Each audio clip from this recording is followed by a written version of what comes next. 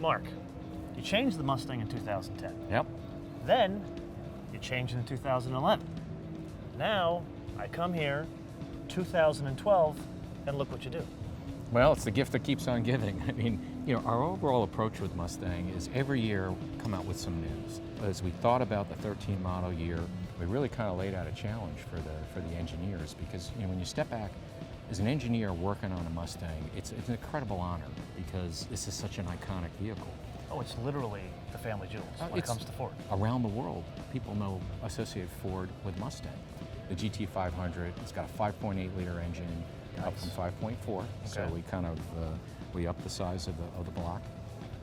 Horsepower, 650 horsepower. Stop. What was that again? 650 horsepower. That's a 6 is the first number. Exactly.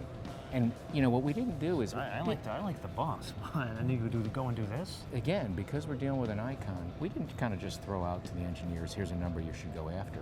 What we told them is we said, listen, this is an icon of the company. You guys are great engineers. Let's come out with something that's eye-popping. And people say, gee, Mustang in its 48th year, you guys are coming out with what? What goes on behind the scenes to support the 650 horsepower? Well, obviously there's a lot of engineering that goes on. So we had to make sure that the transmission can handle that amount of horsepower, that amount of torque.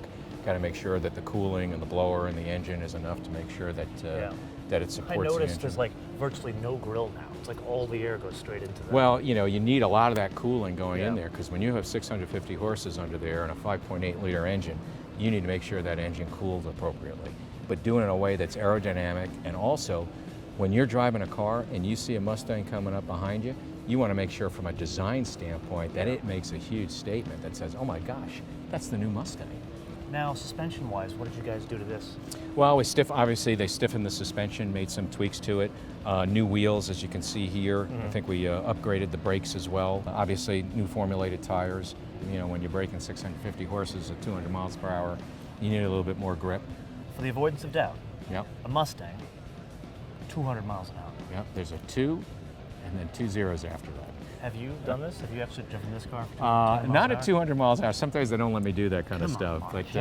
But we have great test drivers that actually put this thing to Jamal, its paces. SVT, Absolutely, they live for that. Sounds like he's got a better job than you. Well, you know, there's always a smile on his face. Look at the job what he has. Look what he does for a living. When you get to work on this, it's this mixture of incredible pride, incredible honor to kind of work on a vehicle like this, but also there's such a legacy about that. There's a pressure, a kind of a positive internal pressure for all the engineers and all of us that work on this type of product, so that we can live up to the expectations of consumers. This is the halo vehicle for the entire Mustang lineup, and I think the engineering team really, really did a great job in delivering the fastest Mustang ever.